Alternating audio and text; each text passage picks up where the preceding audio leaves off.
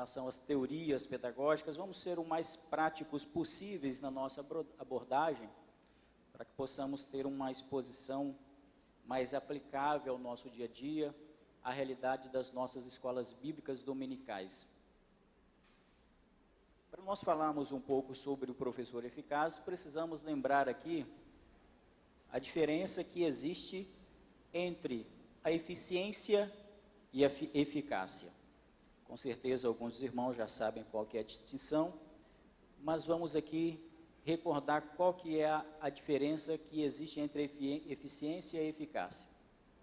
Enquanto a eficiência é fazer a coisa certa ou o método para fazer a coisa certa, a eficácia, por outro lado, é o resultado ou a própria coisa certa.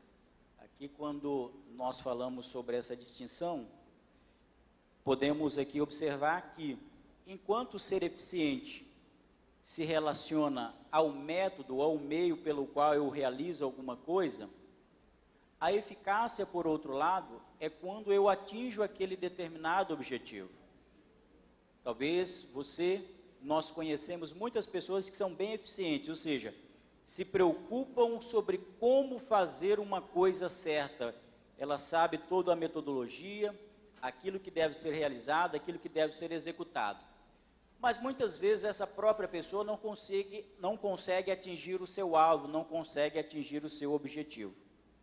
A pessoa que é eficaz é aquele que já vai diretamente no alvo, ele atinge o seu resultado. E em se tratando de ensino, em se tratando de educação cristã, nós podemos dizer então que o ensino eficaz é aquele que atinge o seu objetivo. Para que o ensino ele seja eficaz, deve existir então a aprendizagem. Ou seja, o ensino eficaz é aquele que consegue conjugar o ensino mais a aprendizagem. Ou seja, o ensino eficaz é aquele em que o aluno aprende. É aquilo que quando ele muda o seu comportamento, ou quando ele adquire um novo conhecimento necessário para a vida dele. Um professor eficiente, para nós fazermos aqui uma distinção, um professor eficiente é aquele que consegue fazer todas as coisas corretamente. Ele prepara a sua aula, ele faz a pesquisa, faz o plano de aula, divide o tempo adequadamente para expor a lição aos seus alunos. Porém, pode acontecer, embora ele seja eficiente, dele não conseguir transmitir aquela mensagem. Aquele que é eficaz, o professor que é eficaz, é aquele que de fato consegue atingir o seu objetivo. Ele pode utilizar a metodologia adequada e, além disso, ele consegue o seu alvo, que é fazer com que o aluno aprenda, o aluno mude o seu comportamento. Há um livro muito interessante que eu indico a leitura, um livro escrito pelo professor Howard Hendrick, Ensinando para Transformar Vidas. E ele conta uma história interessante. Ele diz que a sua filha, com 7 anos de idade, já com quase 8 anos de idade, estudava em uma escola e com quase 8 anos de idade ela não havia aprendido a ler ainda. E o professor Howard Hendricks, o educador nato, estava muito preocupado com aquilo. Mas como é possível, né? Minha filha já com 8 anos de idade, quase 8 anos de idade, e até hoje não sabe ler, não sabe nada com relação às letras. E o professor Howard foi então até aquela professora para entender qual que era a metodologia que ela estava utilizando. E quando ele chegou e perguntou para aquela professora, falou: olha, minha filha já está com quase 8 anos de idade e até agora não consegue aprender a ler, não sabe ler. E a professora daquela criança virou para o professor e disse: olha, na verdade, a preocupação da nossa escola, não é que ela aprenda a ler, é que ela seja feliz. Aí o professor Howard perguntou assim para ela, disse para ela da seguinte forma: você já parou para pensar que se ela aprendesse a ler, talvez ela seria mais feliz? Ou seja, aquela professora talvez fosse eficiente naquela metodologia, mas não era de modo algum eficaz na tarefa de fazer aquilo que era necessário, ensinar aquela criança a ler. Ela não sabia até aquele momento. Quando eu olho para a eficácia, eu me lembro daquilo que Atos dos Apóstolos registra quando o apóstolo Paulo chega ali na cidade de Atenas, quando ele chega no Areópago, e diz que ao chegar ali, ele olha para aquela forma de adoração, eles adoravam o Deus desconhecido.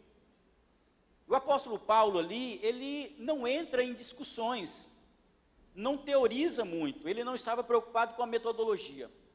A única coisa que o apóstolo Paulo diz para aquelas pessoas é da seguinte forma: olha, esse Deus desconhecido que vocês estão adorando, na verdade é o Deus que nós pregamos, é o Deus que criou todas as coisas, é o Deus que de fato é o responsável por toda a realidade. Se o apóstolo Paulo tivesse preocupado com metodologia, se ele tivesse preocupado com a eficiência, talvez ele não tivesse conquistado algumas pessoas ali. Porque quando chega alguns versículos posteriores, a Bíblia diz que muitos daqueles que ouviram o apóstolo Paulo acabaram se convertendo ao Evangelho. O que o apóstolo Paulo fez? O apóstolo Paulo, ele já foi naquilo que era o foco. Ele já foi responsável por captar a atenção daquelas pessoas. Porque se o apóstolo Paulo tivesse chegado ali e falava: olha, esse Deus que vocês estão adorando, isso é idolatria, aquelas pessoas não teriam nem parado para ouvir o apóstolo Paulo. Mas o apóstolo Paulo, ele faz algo que é interessante dentro da cultura atual, e principalmente para usar como método apologético, ele utiliza um ponto de contato. Ele chega e fala: olha, muito interessante esse Deus que vocês estão adorando, o Deus desconhecido. Aquilo faz com que os atenienses voltem as suas atenções para o apóstolo Paulo. E quando eles voltam a sua atenção para o apóstolo Paulo, aí ele fisga aquelas pessoas e diz: olha, na verdade, esse Deus que vocês adoram é o Deus que eu estou aqui apresentando. O que ele faz? Ele acaba sendo eficaz, porque ele atinge o seu objetivo. E isso para o professor é fundamental. Professor da Escola Bíblica Dominical, nós precisamos preparar as nossas aulas, precisamos pensar na metodologia que nós vamos utilizar para realmente ministrar aquela aula, mas mais importante do que tudo isso daí é atingir o foco. Os nossos alunos, eles precisam aprender alguma coisa. Quando os nossos alunos aprendem, porque o ensino eficaz, ele deve conjugar esses dois fatores. Deve conjugar o ensino. O que é o ensino?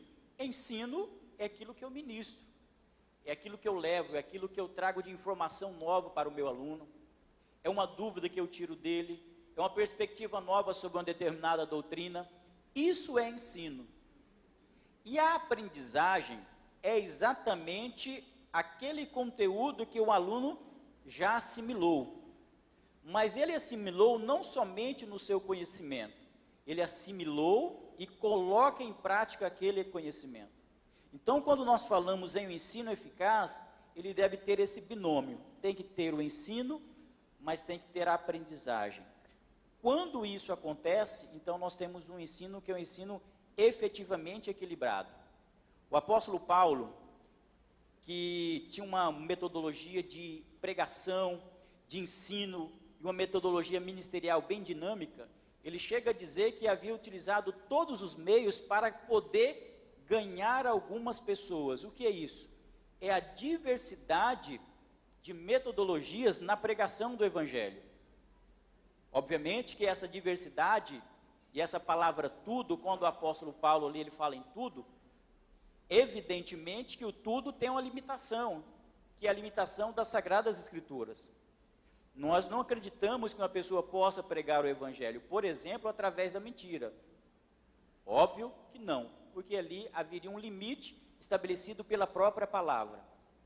Mas quando nós utilizamos as metodologias adequadas, criativas, dinâmicas, para fazer com que os nossos alunos aprendam, e cada aluno aprende de uma forma diferenciada, cada aluno tem a sua forma de conceber a aprendizagem. Aí nós podemos falar na diferença que existe das faixas etárias, de crianças, de adolescentes, de jovens, de adultos. Cada faixa etária tem a sua forma de aprender. E quando nós vamos ensinar para cada dessas faixas etárias, nós precisamos utilizar a metodologia, a linguagem, a fala adequada para que nós possamos atingir o nosso alvo. Ou seja, eu preciso estabelecer uma meta e depois chegar até essa meta. Nós não podemos fazer igual a Dilma, deixa a meta aberta, quando você atinge, você dobra a meta. Não, aí não dá, né? A meta já deve estar estabelecida, ou seja, quando eu vou ensinar, eu tenho que saber aquilo que o meu aluno precisa aprender. E as nossas lições da escola dominical, ela já traz objetivo 1, objetivo 2, objetivo 3. Então é importante você estar em sintonia com esse objetivo. Quando finalizar a lição daquele domingo, você olha para os seus objetivos, relembre a sua aula e pergunta para você mesmo: eu atingi esse objetivo? Porque se você não atingiu o seu objetivo, obviamente, você não fez uma boa exposição daquela aula.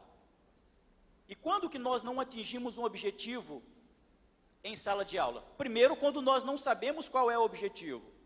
E segundo, quando nós nos perdemos durante a aula. Começamos a ministrar aquela determinada aula, perdemos o foco da exposição daquela aula e começamos a ir para outro foco. A existência de um planejamento de aula, de um plano de ensino específico para aquela aula, serve exatamente para que você não se perca, para que você saiba dosar o seu tempo, saber aquilo que você vai falar, os exemplos e até mesmo os versículos bíblicos que você vai citar. Isso daí é um ensino eficaz. Quando o ensino não é eficaz, você pode chegar na sua sala de aula, você pode fazer a melhor apresentação para os seus alunos, expor sobre vários assuntos adequadamente, mas se os seus alunos não estiverem em sintonia com aquilo que você está dizendo, aquilo que você acabou de dizer não atingiu o seu propósito. Então o professor precisa estar simplesmente antenado com o objetivo. O professor Howard Hendricks, quando ele fala sobre objetivo, ele disse que uma vez ele foi pregar em uma determinada igreja e ele levou um choque quando ele chegou no púlpito e lá onde estava, lá do outro lado, no final da igreja, tinha uma grande placa que dizia assim: pregador, aonde você quer chegar? Ele ficou preocupado, né? Porque ele sabia que a mensagem era para ele. Ou seja, em outras palavras, aquela placa estava perguntando: qual é o seu objetivo? E você, como professor, precisa saber qual é o seu objetivo daquela aula, daquela ministração especificamente, para que o seu aluno aprenda sobre aquele tópico que você está abordando naquele domingo. Muito bem.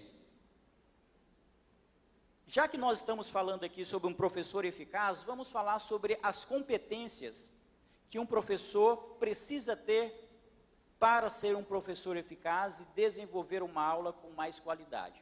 Nós estamos aqui falando, obviamente, do aspecto didático de uma ministração.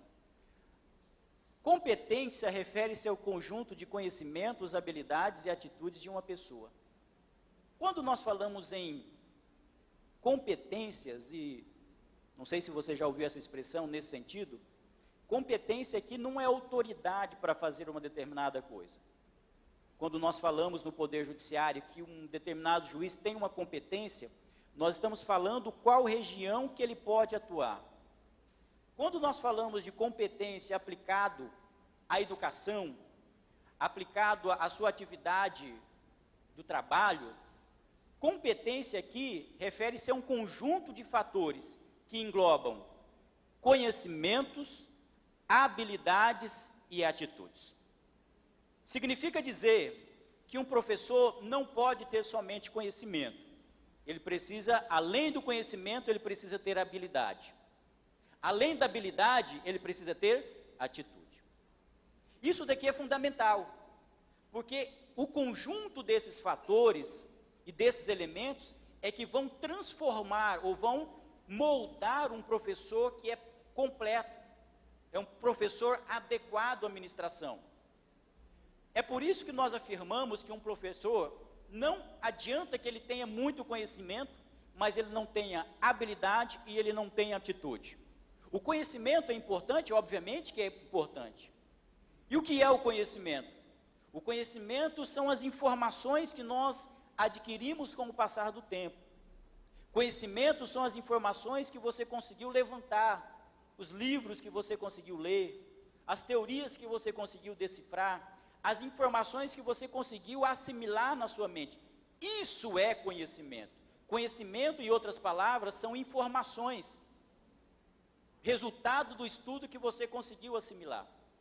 Só que somente ter conhecimento, em se tratando de educação cristã, não é suficiente. Primeiro, porque nem todos aqueles que têm conhecimento conseguem transmitir esse conhecimento. Vocês devem conhecer pessoas que sabem muita coisa, conhecem muita coisa, estudou muita coisa, mas quando nós colocamos essa pessoa diante de uma sala de aula, ela não consegue ministrar, não consegue ensinar. Por quê? Porque ela tem muita informação, ela tem conhecimento, mas falta a ela o quê? Habilidade. Conhecimento não é suficiente para uma pessoa ser um bom professor. Conhecimento não diz se uma pessoa é ou não uma excelente educadora. Precisa de algo mais, precisa de habilidade. O conhecimento é importante, obviamente que é importante. Só que, em se tratando de educação cristã, a educação cristã não é um processo de transferência de informação. Educação não é um processo de transferência de informação. O que isso significa dizer? Significa dizer que quando nós vamos ministrar acerca da palavra de Deus, quando nós estamos diante da igreja, quando nós estamos diante de uma sala da escola dominical, a educação cristã não se resume a uma transferência de saber daquilo que sai da minha cabeça, da minha mente e passa para outra cabeça. Um certo educador que é muito conhecido no Brasil, foi muito conhecido e é muito conhecido hoje, Paulo Freire, ele tinha uma frase interessante, embora eu não concorde com ele em todos os aspectos, mas ele tinha uma frase interessante, que ele dizia o seguinte: olha, nós rejeitamos a educação do estilo bancário. O que é a educação do estilo bancário? É aquela em que eu deposito informação, tiro da minha cabeça e deposito na cabeça de outra pessoa. Em se tratando de educação é a mesma coisa. Educação, como disse o professor Howard Hendricks, a educação cristã não se dá simplesmente de cabeça para cabeça, troca de informações. A educação cristã se dá de coração para coração, levando vida para que aquela vida seja ainda mais transformada pelo poder da palavra de Deus. Isso é educação cristã. Quando nós vamos em uma sala de aula e levamos muitas informações, essas informações têm que ter um resultado. Essas informações ou esse conhecimento que nós estamos levando para aquela pessoa tem que ter uma aplicação prática na vida dela. Por que que muitos dos nossos jovens e muitos dos crentes das nossas igrejas não conseguem fazer uma aplicação daquilo que nós ensinamos nas nossas igrejas e aquilo que eles vivenciam lá no dia a dia, no trabalho, na faculdade, na escola e até mesmo na família? Sabe por quê? Porque muitas vezes nós usamos uma linguagem nas nossas igrejas, nas nossas escolas dominicais, que parece que não se aplica na vida deles, na vida real. Muitos jovens, ao chegarem na escola ou na faculdade, ficam tentando fazer uma conexão com aquilo que o pastor disse na sua igreja e aquilo que ele está acontecendo lá na faculdade ou na escola dele. Quando não é esse link, o que o jovem começa a fazer? Ele fala: olha, isso não se aplica na minha vida. O jovem ou o crente começa a fazer uma separação. Uma vida cristã, em que eu ouço as verdades da fé cristã, e a outra parte é a minha vida secular. Parece para essas pessoas que o ensino cristão não diz respeito ao trabalho deles. Tem pessoas, tem crente que não consegue fazer uma vinculação da sua vida espiritual com o mercado de trabalho. Não consegue fazer uma vinculação daquilo que acredita com a política. E a fé cristã, nós entendemos, ela diz respeito a tudo isso. A fé cristã, na forma como nós ensinamos nas nossas igrejas, é uma fé cristã que é poderosa. São princípios de fé, mas esses princípios devem nortear a fé cristã lá no ambiente de trabalho e lá na sociedade.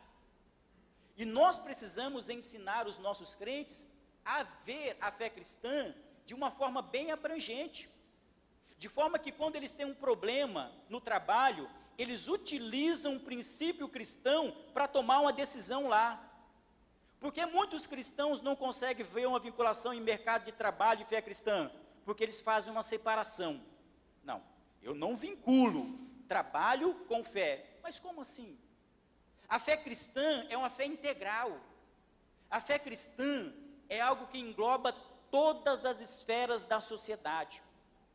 Quando nós ensinamos ao jovem cristão e à igreja em geral, nós precisamos ensinar, por exemplo, eu vou ensinar sobre escatologia. O que adianta eu chegar para um jovem, ou para a igreja em geral, e dizer assim: meus irmãos, dentro da teologia cristã, as teorias do arrebatamento se dividem em mid e pós-tribulacionista.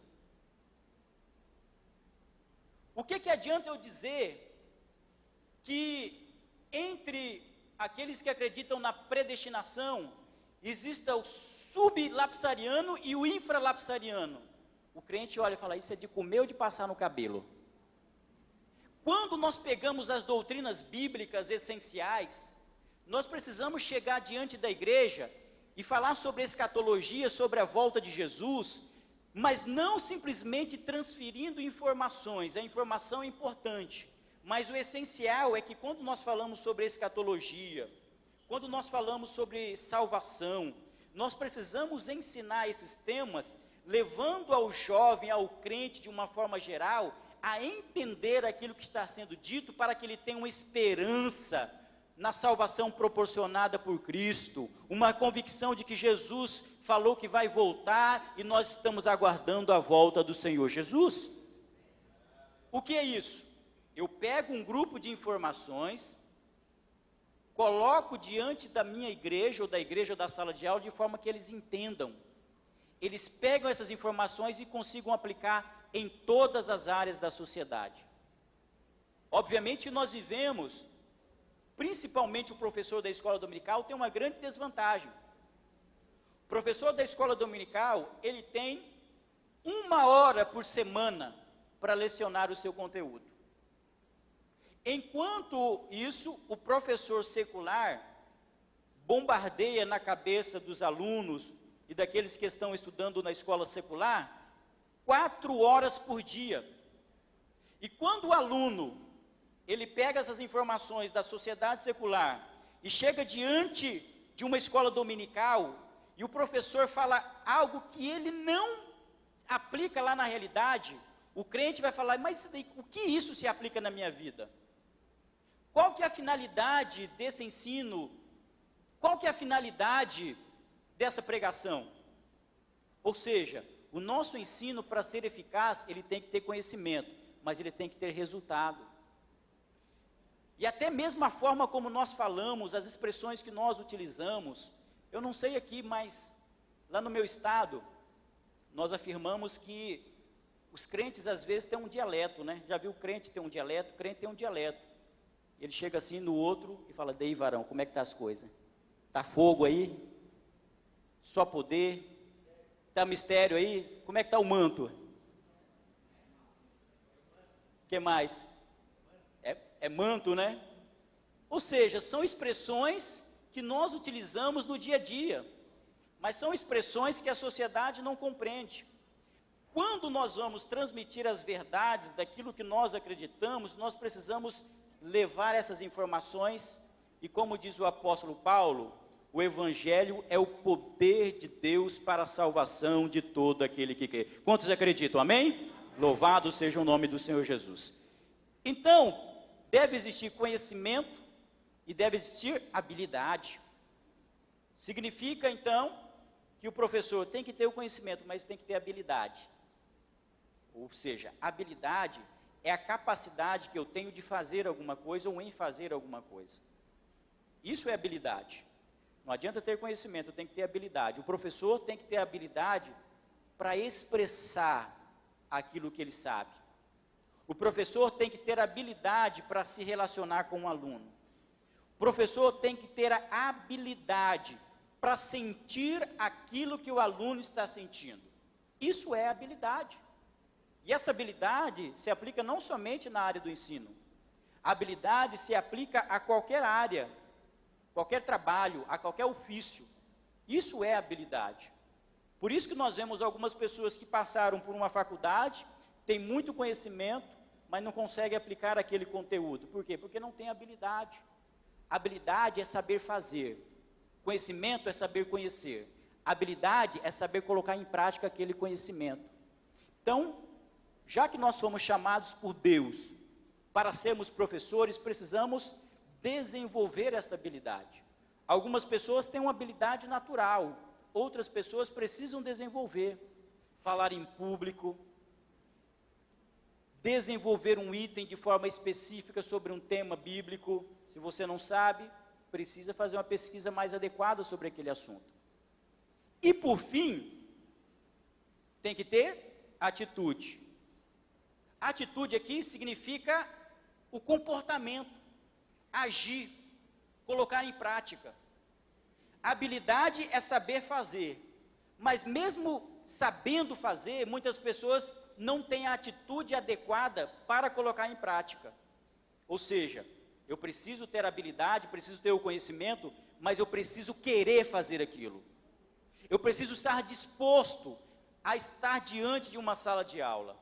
Eu preciso querer que os meus alunos aprendam.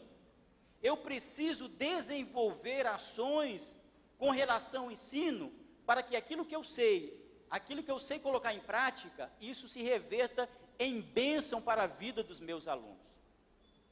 Ou seja, eu preciso de conhecimento, eu preciso de habilidade, mas eu preciso também de atitude.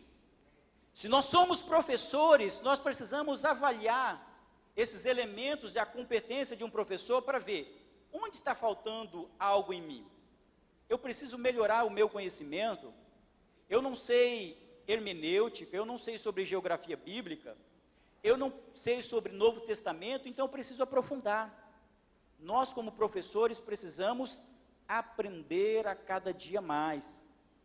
Bom, se eu tenho conhecimento, ou estou em um nível adequado de conhecimento, mas eu preciso melhorar a minha habilidade, então eu preciso melhorar a minha habilidade de falar em público, de encontrar ferramentas, encontrar dinâmicas para usar na minha sala de aula, para que os meus alunos aprendam e aprendam com mais qualidade sobre aquele ensino. Se eu tenho conhecimento, se eu tenho habilidade, mas me falta atitude, a atitude talvez seja um item muito específico, porque a atitude significa querer fazer, disposição a fazer, vontade de desenvolver alguma coisa. E essa questão da atitude aqui é algo que está vinculado à nossa situação espiritual, o nosso momento espiritual, porque tem momentos na nossa caminhada cristã que você acorda no dia assim e fala, eu vou ganhar todo mundo para Jesus. Tem um dia que você acorda tão disposto e diz assim, hoje eu vou fazer um novo projeto para a igreja. Hoje eu vou desenvolver uma nova ação para a escola bíblica dominical. Hoje eu vou fazer isso. Hoje eu vou fazer aquilo. Eu vou fazer uma nova faculdade. Eu vou fazer um novo curso. Aí chega no outro dia, está desanimado. Cadê aquele ânimo? Cadê aquela vontade? Por quê? Porque, irmãos, nós como crentes, vivemos desses altos e baixos. Alguém já passou por isso? Não, só eu. Quem tem coragem de dizer que já passou por esse alto e baixo? Amém, glória a Deus. Isso é natural. Deixa eu te dizer, isso é natural. Isso é natural. Porque na nossa caminhada cristã, nós nunca conseguiremos ficar 100% motivados, engajados.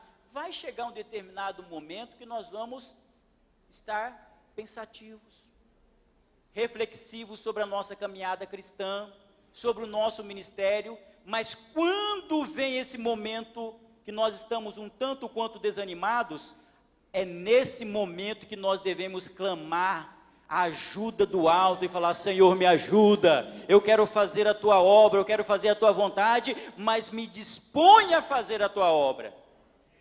Ou seja, às vezes, a nossa fraqueza não se resolve com a nossa vontade. A nossa fraqueza se resolve somente com a atuação do Espírito Santo de Deus nas nossas vidas. E isso se aplica aqui também. Esse elemento da atitude, irmãos, tudo aquilo que nós fazemos na obra do Senhor, tudo aquilo que nós já fizemos e tudo aquilo que faremos, nós não conseguimos fazer nada sem a ajuda de Deus nas nossas vidas. Aquilo que nós somos, aquilo que fazemos na obra, nós fazemos porque a graça de Deus chegou nas nossas vidas. Nós somos fracos, mas o Senhor é forte. Nós não temos força, mas o Senhor nos dá força. Nós não temos ânimo, mas o Senhor nos dá ânimos para fazer a tua obra. E tem momentos da nossa vida que são momentos impactantes, que nós estamos em uma encruzilhada, e chega em determinado dia que o Senhor age de uma forma extraordinária nas nossas vidas. E a partir daquele dia parece que nós voltamos com a nossa força renovada, nós voltamos com mais ânimo para fazer a obra de Deus. Se porventura você já tem conhecimento, você já tem habilidade, mas falta atitude, vamos pedir essa atitude que venha da parte do Senhor nas nossas vidas. E a partir dessa conferência nós vamos querer fazer a obra do Senhor mais e mais, mais e mais, mais e mais, para que o nome dele seja glorificado. Aliás, o Senhor Jesus, ele disse algo muito fundamental aos seus discípulos. Às vezes nós temos a predisposição a entender que a obra começa em nós, mas a obra não começa em nós, a obra começa no Senhor e termina no Senhor. O Senhor disse assim: olha, não fostes vós que escolhestes a mim, mas eu vos escolhi a vós, e vos nomeei, para que vades e deis, e o vosso fruto permaneça. O que é fruto? Fruto não é simplesmente um resultado daquilo que nós fazemos. Às vezes nós avaliamos obra e fruto em termos quantitativos, mas o fruto também nós devemos avaliar em termos qualitativos, aquilo que de fato está produzindo na vida da igreja. Quantas pessoas eu levei a Cristo? Quantos discípulos eu estou preparando? Quantos alunos de fato eu estou ensinando adequadamente para a honra e a glória do Senhor Jesus? Pois bem, já que nós estamos falando aqui sobre competência, precisamos lembrar então que dentre essas competências está o preparo bíblico teológico, a capacidade de se expressar com clareza, saúde e equilíbrio mental, bom relacionamento interpessoal, capacidade criativa, vivência e testemunho cristão. Mas além disso, um professor, as competências adequadas e necessárias para um professor da escola dominical, envolve o quê? Conhecer os fundamentos básicos da fé cristã, saber expor com clareza as escrituras sagradas, desenvolver aulas criativas e dinâmicas que ajudem os cristãos a viverem e defenderem a fé no mundo contemporâneo. Então, é conhecer, saber expor e desenvolver aulas criativas. Competências, então, envolvem vários fatores da atividade didática, da atividade pedagógica. E além desses fatores aí, obviamente que existem muitos outros fatores. Mas nós vamos aqui abordar algumas competências essenciais de um professor. E os 4 elementos fundamentais que nós vamos trabalhar aqui são conhecimento, pensamento, comportamento e sentimento. Já que nós falamos que conhecimento envolve vários elementos, vamos falar agora quais são as áreas, ou como o professor deve ministrar as suas aulas para que ele possa ministrar um ensino eficaz. Vamos ver cada uma dessas partes que nós estamos mencionando aqui. Quais são elas?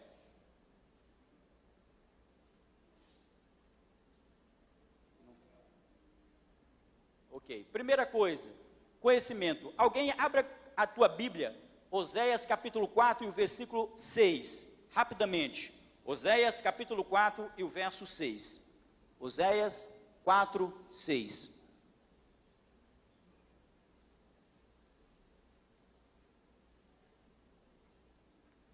Quem encontrou pode ler rapidamente.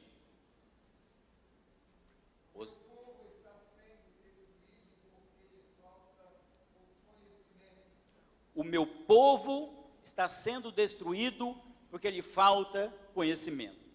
Eu já havia mencionado aqui, quando nós falamos de conhecimento, em se tratando de escola dominical, nós estamos falando em ensinar alguma coisa nova aos nossos alunos. Os nossos alunos, quando nós estamos ministrando, eles precisam sair diferentemente da forma que eles entraram na nossa sala aquele dia. Eles precisam sair com no mínimo, um aprendizado novo. E isso então exige que o professor se empenhe para levar alguma coisa nova ao seu aluno naquele dia. Um dos grandes fatores que desmotivam a participação da igreja na escola bíblica dominical são as aulas repetitivas, monótonas, e até mesmo aqueles professores que sempre dizem a mesma coisa, e sempre fazem a mesma coisa. Eu tive um professor na faculdade, que todas as vezes ele chegava na faculdade, ficava no mesmo lugar do tablado da sala de aula. Passado 2 meses de aula, ou melhor, 1 mês de aula, os alunos foram lá naquele lugar onde ele ficava e desenhou 2 pezinhos e colocou o nome do professor lá embaixo. Ou seja, os alunos sabiam onde ele ia ficar e sabiam até mesmo aquilo que ele haveria de dizer. Uma aula da escola bíblica dominical deve ser uma aula diferente. Pelo menos, se você não muda na sua metodologia, traga algum conhecimento novo aos seus alunos. Faça com que eles entendam um versículo à luz de uma nova interpretação, obviamente uma interpretação ortodoxa, mas de forma que eles aprendam alguma coisa nova. Uma passagem bíblica que precisa ser lida de forma adequada. Por exemplo, quando nós lemos lá em Mateus capítulo 6 e o verso do número 33, em que Jesus diz assim aos seus discípulos: mas buscai o reino de Deus e a sua, e todas,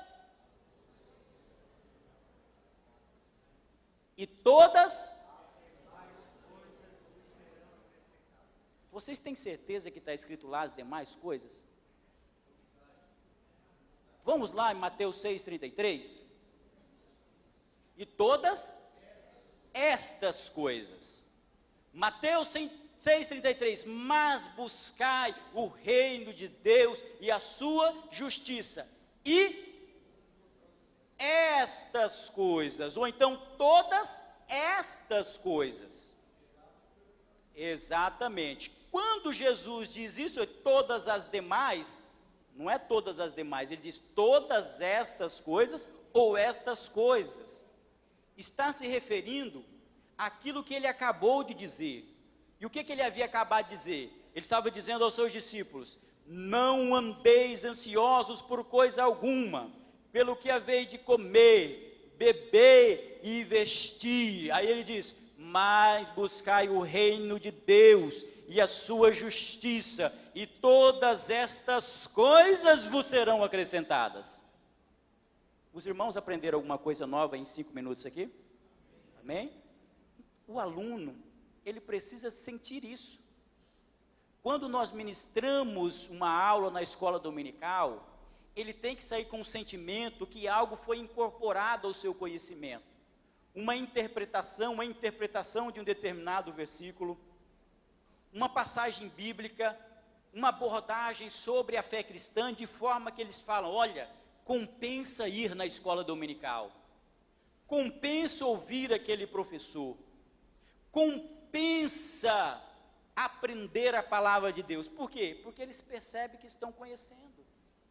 Então, quando nós estamos falando em lecionar de forma eficaz, nós precisamos lembrar desse aspecto. Quando nós vamos para uma sala de aula, nós precisamos lembrar daquilo que nós já ministramos e trazer alguma coisa nova. Ou seja, o professor é aquele que leva um conhecimento para o seu aluno. Conhecimento, ele é fundamental, e nós já falamos sobre isso. Daí a necessidade da leitura de bons livros, da leitura das Sagradas Escrituras. E hoje o professor da escola dominical tem uma grande quantidade de informações que ele pode utilizar para pesquisa. Sites da escola bíblica dominical, várias abordagens, vários artigos que são escritos, vídeos que estão disponíveis na internet sobre o conteúdo que será ministrado. Nenhum professor da escola dominical pode dizer assim, olha, eu não achei nenhum conteúdo para ensinar nesse domingo. Não é, porque não procurou. Porque conhecimento, informação e subsídios para a sua aula você vai encontrar. Então, quando nós falamos em ministrar um ensino eficaz, nós falamos sobre conhecimento primeiramente. Só que só esse conhecimento, será que ele é suficiente? Alguém diz assim, olha, mas será que conhecimento é importante? Óbvio. Nós lemos ali em Oséias capítulo 4 e o verso 6, em que o profeta diz, usado da parte de Deus, olha, o meu povo foi destruído por falta de conhecimento. Por quê? Porque o conhecimento ali era o conhecimento da lei de Deus. Obviamente que o conhecimento não proporciona salvação a ninguém. O conhecimento em si, ele não traz salvação a uma determinada pessoa. Não é porque nós conhecemos doutrinas bíblicas que nós seremos salvos. O conhecimento mais importante que nós precisamos ter é o conhecimento da verdade, que é Cristo Jesus. Mas o conhecimento das doutrinas essenciais da fé cristã nos ensinam a vivenciar dia a dia essa fé cristã de forma correta, afastando-nos das heresias, das interpretações equivocadas. Mas por muito tempo, dentro das nossas igrejas, e principalmente dentro das nossas igrejas pentecostais, muitas pessoas imaginaram que o conhecimento era um empecilho a uma fé viva, a uma fé dinâmica. Algumas pessoas sempre diziam assim, olha, não estuda muito não, porque o estudo vai esfriar a tua fé. Não estuda muito não, porque você vai acabar morrendo espiritualmente. E muitas pessoas ainda dizem, olha, não estuda muito, porque você vai fazer com que o Espírito Santo não tenha primazia na sua vida. E muitos dizem ainda, não estude muito, porque vai se tornar uma pessoa orgulhosa e arrogante. Nada mais equivocado. Porque o orgulho, a arrogância e a altivez não é algo que pode atingir somente aquele que é erudito, intelectual e aquele que tem muito conhecimento. O orgulho, a arrogância e a altivez é algo que atinge todas as pessoas. O erudito, tanto aquele que não tem nenhum tipo de conhecimento, exatamente porque é o resultado da queda. Aquela pessoa que diz assim, olha, eu não tenho conhecimento, mas mesmo assim eu sou usado por Deus. O que é isso? Orgulho, altivez. O apóstolo Paulo, quando ele escreve aos Coríntios, ele diz assim, olha, na verdade, a todos quantos nós pregamos a Cristo, poder de Deus e sabedoria de Deus. O apóstolo Paulo estava escrevendo para uma igreja grega, e os gregos é onde nasceu a filosofia, em Tales de Mileto. Então muitos gregos se arrogavam da sua própria filosofia, do seu conhecimento. O apóstolo Paulo, quando escreve aqueles irmãos daquela igreja, ele não estava criticando o conhecimento pelo conhecimento, não. Até porque quando nós investigamos a vida do apóstolo Paulo, o apóstolo Paulo era um homem de grande sabedoria, estudou aos pés de Gamaliel, sabedor da lei, e tudo aquilo que ele estudou, ele usava em prol do evangelho. Só que quando ele escreve essa epístola, está falando para aqueles gregos, ele estava criticando a filosofia grega, em que a sabedoria, ela era uma sabedoria puramente humana. E ele diz assim, então, onde está o sábio, a tua sabedoria? Por quê? Porque ele estava falando da sabedoria humana. Ele não estava falando da sabedoria que vem das Escrituras Sagradas. Porque o conhecimento que vem das Escrituras Sagradas, o conhecimento bíblico, ele é bom, ele é adequado e louva e honra ao nome do Senhor. Então nós não podemos ter medo de adquirir conhecimento bíblico. E ao falar de conhecimento bíblico, eu lembro-me do professor e pastor John Stott. John Stott, quando alguém falava sobre conhecimento para ele, ele falou, olha, todo o conhecimento que nós adquirimos, tudo aquilo que nós aprendemos, tudo aquilo que nós estudamos, e tudo aquilo que haveremos de aprender ainda, deve se canalizar para 4 objetivos, diz o pastor John Stott. Ele dizia o seguinte, primeiro, todo conhecimento deve conduzir à adoração a Deus, aleluia. Quanto mais nós aprendemos, quanto mais nós conhecemos, nós levantamos a nossa mão para o alto e glorificamos ao nome do Senhor, porque sabemos que o conhecimento vem dele, diretamente dele. O homem não cria conhecimento, Deus revela o seu conhecimento. O homem não faz nada novo, ele simplesmente descortina uma parte da revelação que vem de Deus. O que é a ciência? A ciência não é invenção do homem, a não ser a tecnologia equivocada, mas a ciência verdadeira é o ser humano abrindo buraquinhos diante daquilo que está o conhecimento de Deus oculto. É Deus falando assim, vocês só sabem um pouquinho, porque todo o conhecimento foi feito por mim. Esse é o conhecimento. Ao ser humano, ele conheceu as leis da física, foi Deus que criou. O homem conheceu o mapeamento do DNA, foi Deus que escreveu o DNA. O homem está analisando a rede neural do ser homem, foi Deus que criou a rede neural do ser humano. Por isso, todo o conhecimento que nós adquirimos conduz à adoração a Deus. Aquela busca de conhecimento que traz arrogância, isso não é um conceito bíblico, não é um conceito cristão. Mas quando nós adquirimos conhecimento, nós levamos aos pés do Senhor. Segundo, o conhecimento deve conduzir à fé, mas uma fé com fundamentos sólidos. Quando nós adquirimos conhecimento, seja conhecimento bíblico e conhecimento secular, isso deve fortalecer a nossa fé. E aqui vai um recado para aqueles que fazem teologia. Eu fiz teologia, fiz mestrado em teologia, sou professor de teologia, mas tem pessoas que dizem assim, olha, a pessoa entrou num seminário de teologia e saiu de lá desviado. Olha, mas isso daí não está ensinando a Bíblia. Seminário de teologia, curso de teologia, que ensina a palavra de Deus, a pessoa entra lá crente e sai de lá mais crente ainda. Por quê? Porque ele está aprendendo a verdadeira palavra de Deus. O que nós precisamos separar é a boa da má teologia. O que nós precisamos separar é aquela teologia que honra a Deus da teologia que não honra a Deus. Na medida que nós estudamos um pouco mais, nós vamos avançando, esse conhecimento vai fortalecendo a minha fé.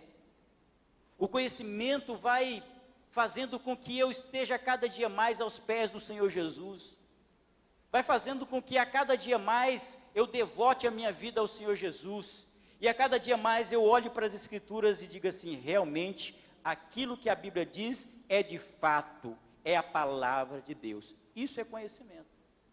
Terceiro, o conhecimento deve conduzir à santidade, em uma vida de entrega e devoção ao Senhor. Ou seja, quando nós aprendemos mais, isso vai redundando em uma vida piedosa, uma vida de santidade, uma vida de entrega ao Senhor, uma vida de devoção ao Senhor. E vida de devoção, vida de entrega, irmãos, é o resultado prático da nossa fé cristã. Os irmãos sabiam que lá no Antigo Testamento, quando um judeu, quando um israelita ia para a adoração a Deus era o quê? Adoração a Deus era entrega. Ele levava uma entrega a Deus, uma adoração a Deus, ou seja, ele ia com o seu coração pensando assim: eu vou a Deus, eu vou à casa de Deus, vou adorar a Deus, eu vou levar uma oferta a Deus, uma oferta alçada a Deus, eu vou oferecer um sacrifício a Deus, eu vou oferecer uma pombinha a Deus, eu vou oferecer um animal a Deus. Se eu não tenho nada, eu vou oferecer o meu culto de adoração a Deus. Isso é entrega. Quando nós olhamos para o panorama da fé cristã da atualidade, qual que é a perspectiva da fé cristã? Às vezes nós temos a ideia hoje de que fé cristã e culto é quando eu vou para receber algo da parte de Deus. Parece que eu preciso ir na igreja para receber alguma coisa, mas a postura do crente quando vai na igreja não é para receber, é para devotar ao nome do Senhor e agradecer por aquilo que nós temos. Isso é culto, isso é adoração. Aquilo que Deus faz nas nossas vidas, as bênçãos, os milagres, a vitória que Deus proporciona ao seu povo, é o resultado direto da atuação e da graça dele nas nossas vidas. E o conhecimento gera uma vida de santidade. E quarto, gera também conhecimento, gera amor. Ou seja, quanto mais nós conhecemos, nós amamos. Quanto mais nós conhecemos, nós valorizamos o outro, valorizamos ao próximo. Porque o conhecimento, ele nunca é egocêntrico, ele é altruísta. Eu uso para o bem do outro, eu não uso para o meu próprio bem. Então, com relação a esse ponto, uma aula da escola dominical deve ter conhecimento, levar conhecimento aos alunos. Mas não é só isso não, não é somente isso daí. Uma boa lição, uma boa aula da escola dominical, ministrada por um professor eficaz, ela deve ter um componente que é o pensamento. Pensamento. Romanos capítulo 12 e o verso de número 2. E não vos conformeis com este mundo, mas transformai-vos pela renovação do vosso entendimento, para que experimenteis qual seja boa, agradável e perfeita vontade de Deus. Ou seja, a Bíblia deve renovar o nosso entendimento. Isso é pensar, refletir. Conhecimento é informação, pensamento é saber pensar as coisas a partir da mente de Cristo. Está lá, 1 Coríntios 2,16. Professor eficaz é aquele que tem capacidade de levar ensino ao aluno a pensar. Nós precisamos ensinar os nossos alunos a pensarem por si sós, a raciocinar sobre a fé cristã. A obediência é fundamental, é lógico que é fundamental. Nós observamos no decorrer de toda a Sagrada Escritura sobre a obediência, e a Bíblia fala sobre a obediência, mas uma obediência irrefletida é puro radicalismo. Os nossos alunos devem obedecer, mas entendendo por que estão obedecendo. O crente deve obedecer a palavra, mas sabendo por que está obedecendo. No momento em que nós ensinamos a palavra de Deus, nós precisamos entender e explicar para eles por que a Bíblia diz sobre um determinado tema. Por que que Deus criou a família? Por que que alguns temas, por que que um padrão ético é estabelecido por Deus?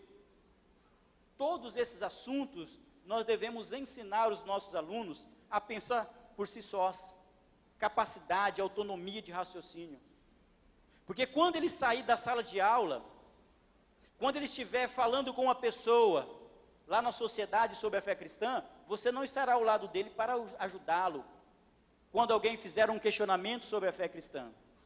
Mas um aluno preparado, que pensa a partir das escrituras sagradas, quando ele chegar na escola, na família, no ambiente social, ele estiver preparado e pensando a partir da fé cristã, ele vai ter uma resposta com autoridade àquele que questionar a fé cristã. Por quê? Porque ele já está preparado, ele está pensando em termos de fé cristã.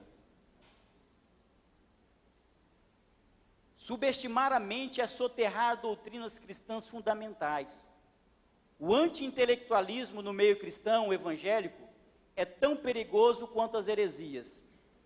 Devemos servir a Deus, como disse lá em Marcos capítulo 12 e o verso 30. Lá está escrito que nós devemos amar a Deus de todo o nosso coração, de toda a nossa, com toda a nossa, de todo o nosso entendimento. Ou seja, a nossa cabeça, ela deve glorificar o nome do Senhor. A nossa sabedoria, a sabedoria que nós extraímos das Escrituras Sagradas, deve honrar o nome do Senhor. Deixe-me voltar aqui nesse tema. Eu falei sobre vocação hoje. Falei sobre chamada. E a chamada de Deus, ela não envolve somente atividade religiosa. Se você é um profissional, se você tem uma empresa, se você é um profissional liberal, você pode ter sido chamado por Deus para usar a sua profissão para fazer a obra de Deus. Sabia disso? Ao olharmos para as Escrituras, no livro do Gênesis, nós vemos o exemplo de José. José não era profeta, José não era sacerdote, e José não era rei. Mas a forma como Deus o usa de forma tão extraordinária, Ele usa através do quê? Utiliza através do trabalho, através da administração do Egito naquela época. Significa dizer que Deus pode nos dar sabedoria, para sabermos como entrar, como sair, como decidir, como nós usarmos a nossa profissão para glorificar o nome do Senhor. Podemos ser professores na escola dominical, mas podemos ter um emprego digno na sociedade, como advogado, como empresários, como enfermeiros, como bioquímicos, fazendo a obra de Deus. Às vezes nós pensamos que o trabalho é a obra do diabo, né? Chega na segunda-feira, a pessoa vai acordar 6 horas da manhã, ele acorda bravo, fala: ei Adão, se você não tivesse pecado, eu não estaria aqui para trabalhar. Acorda com a preguiça: Adão, por que você foi desobedecer a Deus? Só que o trabalho já existia antes da queda. Quando Deus pega Adão e coloca Adão no jardim do Éden: Adão, cuida do jardim, lavra o jardim do Éden. E Adão, ele sai nomeando os animais. Trabalho difícil esse, irmãos. Nomear os animais, olhar para a cara do elefante e falar: você tem cara de elefante. Não sei como que foi isso. Mas já tinha o trabalho, ou seja, o trabalho que nós recebemos, seja como professores da escola dominical, ou como professores seculares, nós precisamos entender que Deus pode nos capacitar, usar a inteligência que Ele nos deu, para fazer aquilo que o Senhor Jesus nos mandou, que é implantar, disseminar a mensagem do reino de Deus aqui na terra. É uma responsabilidade que nós temos, é uma responsabilidade fundamental que todos nós temos.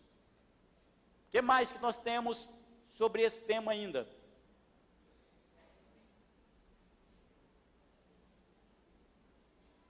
Não quer passar? Conhecimento, pensamento, sentimento.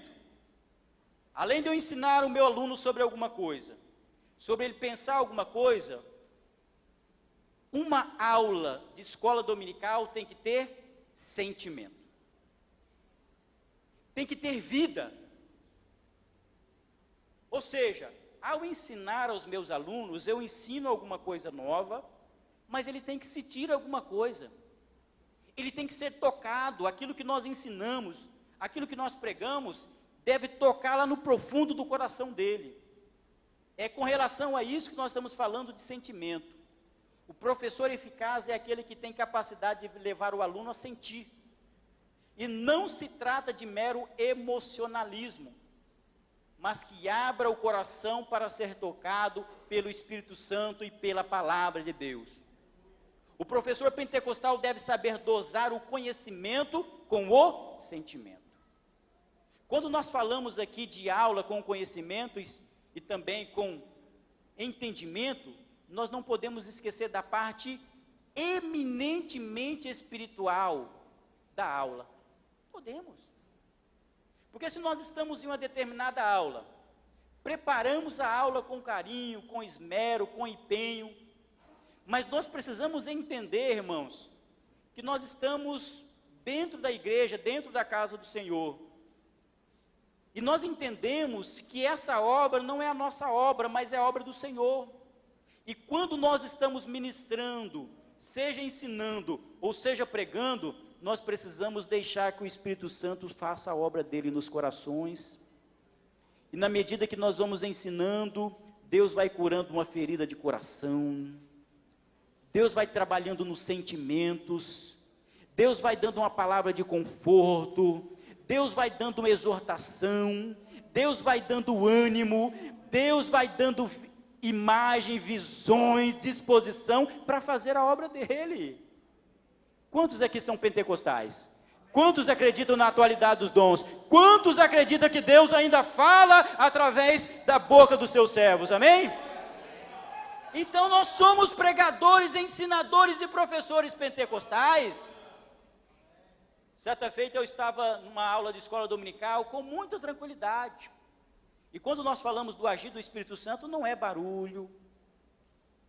Não é simplesmente o barulho não, porque quando Deus age, Ele age até mesmo através do silêncio. O Espírito Santo vai movendo as águas e a palavra vai falando dos nossos corações. Ela vai penetrando, vai entrando entre juntas e medulas, ela vai sarando as nossas feridas, vai fazendo algo sobrenatural. É o trabalho do Espírito Santo de Deus. Eu estava ministrando uma aula e falava sobre o Antigo Testamento, sobre o candelabro, e dizia que o candelabro ele precisava de óleo, obviamente, para queimar, mas dizia que o sacerdote precisava limpar algumas frestas do candelabro, para que o óleo pudesse queimar adequadamente. Na medida que eu falava sobre esse assunto na escola dominical, eu falava da pureza que a palavra, o óleo do Espírito Santo deve produzir em nós. E de repente aquela palavra vai produzindo vida em uns jovens, e um jovem foi se alegrando daqui, foi sentindo a presença do Espírito Santo, foi sendo confortado pelo Espírito Santo. O que é isso, irmãos? É o ensino da palavra. O pentecostalismo que nós acreditamos é um pentecostalismo verdadeiro. O avivamento que nós acreditamos é um avivamento que vem através da palavra. A simples exposição da palavra de Deus, ela produz esse avivamento e toca no coração das pessoas. Ao ministrar uma aula da escola dominical, nós não podemos perder de vista esse elemento indispensável na ministração da palavra de Deus. Não é emocionalismo, é a presença e a atuação do Espírito Santo no meio da sua igreja, através do poder da sua palavra. E um outro elemento é o comportamento. Eu tenho que dar conhecimento, pensamento, sentimento, mas eu devo também levar o meu aluno a se comportar de uma determinada forma. Tudo aquilo que nós ensinamos em sala de aula deve conduzir a uma mudança de vida, a uma mudança de hábito. Nós olhamos as Escrituras, nós vemos que as Escrituras elas são poderosas para transformar, para moldar o caráter. Quando nós ensinamos as Escrituras, quando nós mudamos, ou melhor, quando nós abordamos um determinado assunto, nós queremos que aquele aluno assimile aquele conhecimento e coloque em prática. Isso é a parte essencial do ensino eficaz, que é o comportamento. Nós levamos os alunos a se comportar de uma determinada forma. O professor eficaz é aquele que tem a capacidade de levar o aluno ou os alunos a adotarem o comportamento bíblico, a necessidade de uma aplicação clara dos princípios bíblicos à sociedade atual. Exatamente por esse motivo é que o professor deve ser exemplo de bom comportamento. O grande exemplo para os seus alunos é o professor. exemplo de vida, um exemplo de retidão, exemplo de cristão, tanto na igreja quanto em outro ambiente da sociedade. Ou seja, um ensino eficaz, vamos ver se a igreja se lembra, um ensino eficaz deve ter 4 componentes. Quais são esses? Conhecimento, sentimento e comportamento. Se nós conseguirmos apresentar todas essas esferas para uma abordagem bíblica, atual e relevante das Escrituras Sagradas, o nosso ensino será um ensino relevante. O nosso ensino na escola dominical será um ensino eficaz. Por quê? Porque ele vai atingir o seu objetivo, ele vai produzir impacto, e os alunos terão a sua vida moldada pela palavra de Deus. Pela palavra de Deus, que é o nosso foco a partir da nossa atividade. E eu concluo a exposição de hoje falando o seguinte: dediquemo-nos ao trabalho de ensinar a palavra de Deus com amor, responsabilidade e zelo. Ainda que sejamos vocacionados, não podemos desprezar a necessidade de constante capacitação na área da educação cristã. E os irmãos que estão aqui hoje, a liderança da igreja em São José está de parabéns pela realização dessa 3ª conferência da Escola Bíblica Dominical, porque demonstra a visão da liderança, pastor Anilton, pastor Ezequiel, irmão Randolph e todos os irmãos que estão à frente dessa obra. E também vê-los aqui é um motivo de muito orgulho, porque os irmãos estão querendo aprender e se dedicar à área do ensino. Amém? Que Deus abençoe a todos em nome de Jesus.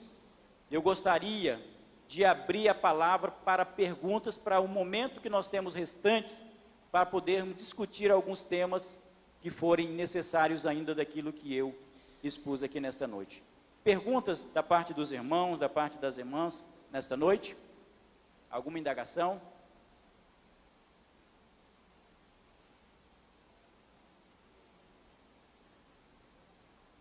Nenhuma pergunta? Se não temos nenhuma pergunta, eu quero pedir que a igreja coloque de pé, vou fazer uma oração e vou devolver a palavra já ao nosso pastor, ou irmão Randolph, que estará na direção do trabalho. Quero orar nesse momento somente por aquilo que eu expus, para que aquilo que foi dito aqui fique arraigado nos nossos corações e saiamos daqui muito mais preparados, motivados, animados, para ensinar o povo de Deus e ensinar a sua palavra, que não é qualquer coisa. Amado eterno Deus, eu te louvo. Eu te agradeço, Senhor, pelo privilégio de estar aqui na tua casa, Senhor, nesse dia. Obrigado pela vida daqueles que estão aqui, Senhor. Professores, professoras da escola dominical, que se dispõem, Senhor, a aprender mais de ti, dedicar a área do ensino, Senhor. E aqui estamos falando sobre o professor eficaz, o desafio que é ministrar a tua palavra. Meu Senhor, nos dê mais motivação, nos dê mais conhecimento, nos dê mais habilidades, Senhor, para sermos professores da escola dominical. Faça-nos aprender a cada dia mais como dar aulas dinâmicas, aulas criativas, para falar sobre o teu reino para os alunos, para os teus filhos, Senhor. Que o teu Santo Espírito nos faça entender, nos faça relembrar cada dia aquilo que foi ensinado, Senhor, e possamos estar em sala de aula, falando e ensinando a tua palavra. É o que nós pedimos e agradecemos no nome santo de Jesus. Amém. Pastor Anilton, muito obrigado. Meus irmãos, amanhã, 9 horas da manhã, os irmãos puderem chegar mais cedo, nós teremos a nossa segunda parte da conferência, junto com a nossa escola bíblica dominical. Então, 9 horas, estaremos começando amanhã a nossa próxima plenária. Amém? Com o amor de Deus, a graça do nosso Senhor Jesus Cristo e as consolações do Espírito Santo seja sobre as vossas vidas. Amém? Vamos ver todos juntos a nossa temática: missões urbanas. Meu bairro, minha missão. Vá na paz do Senhor, que Deus te abençoe. E amanhã, 9 horas...